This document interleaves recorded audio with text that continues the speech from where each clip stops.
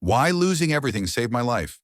A shocking downfall that leads to a powerful rebirth. I didn't know my life was about to fall apart.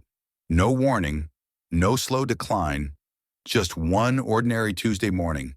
And then everything broke. People always imagine rock bottom as a slow slide. Mine wasn't. It was a cliff. One moment I was standing on solid ground. A job, a plan, a future I thought I understood. And the next moment, the ground beneath me disappeared. It started with a phone call, a short, cold, emotionless voice telling me the company I worked for had collapsed. Effective immediately. Two words that hit harder than any punch life had ever thrown at me. I didn't just lose a job. I lost the identity I had built around it.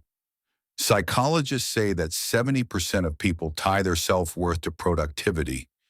And when that productivity disappears, the mind goes into free fall. That's exactly what happened to me. At first, I pretended I was okay. I told everyone, I'll bounce back. I always do. But at night, when no one was watching, the fear came. Fear has a way of whispering the things you never want to hear. You failed. You're not enough. You ruined everything.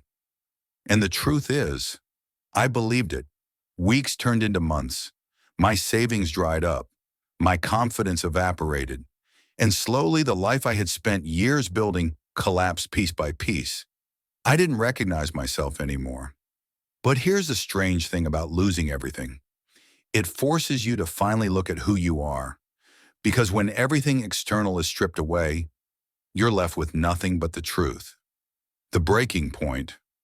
There was one night, one moment I can never forget.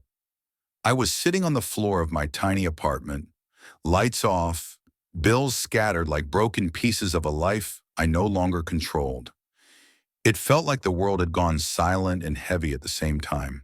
Studies show that when humans face extreme stress, the brain enters what scientists call tunnel thinking.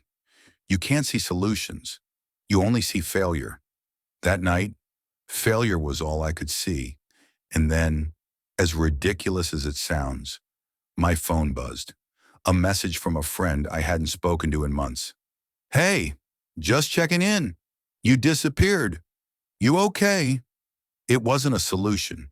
It didn't fix my problems. But it did something more important. It reminded me that I wasn't invisible. Sometimes the smallest act of kindness can pull someone back from the edge. Psychologists call it the lifeline effect. A single moment of connection can interrupt a downward spiral. That message became my lifeline.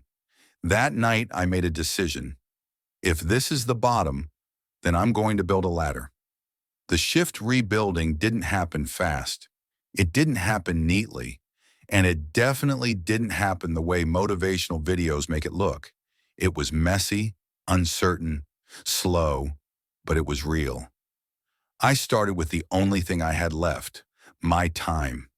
According to behavioral experts, even 15 minutes a day of focused improvement can rewire your identity. So I used those 15 minutes, not to chase success, but to chase myself. I learned new skills, read books I had ignored for years, reached out to people I admired, said yes to opportunities that scared me, said no to the things that drained me. Slowly, life began to shift. When you have nothing left, you stop living for approval. You stop living for perfection. You start living for truth. And the truth is, I had been living someone else's dream for years. Losing everything forced me to face that. The unexpected fact. Here's something most people never hear. Studies from the University of North Carolina show that nearly 55% of people report becoming happier after a major life loss. If they use it as a turning point rather than an ending, they call it post-traumatic growth. Growth not despite the pain, but because of it. When I read that research months later, I finally understood what had happened to me. Losing everything didn't ruin my life. It removed the life that was never meant for me. It cleared the space I had been too afraid to clear myself. It stripped away who I thought I had to be and made room for who I actually was. The rebirth. The opportunities that came next weren't accidents.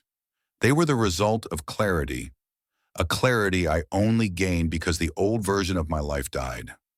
I found work that felt meaningful. I surrounded myself with people who spoke life into me. I rebuilt confidence from actions, not fantasies. I created stability from lessons, not fear. I discovered purpose from truth, not expectation. And for the first time in my life, I looked in the mirror and recognized the person staring back. Not the version of me society applauded, not the version of me pretending to be perfect, but the real me, the one who survived, the one who grew, the one who learned that sometimes life has to break you so it can rebuild you properly. The real message, here's what I want you to understand. Your life isn't over when you lose everything. It's over when you stop believing that rebuilding is possible. You're not defined by what you lost. You're defined by who you become next. Sometimes the universe removes what you're holding because your hands are meant for something bigger. Sometimes losing everything isn't punishment. It's preparation. Sometimes collapse is the doorway to becoming unshakable. So if your life feels like it's falling apart right now, if you're standing in the ruins of everything you once depended on, remember this: you are not broken.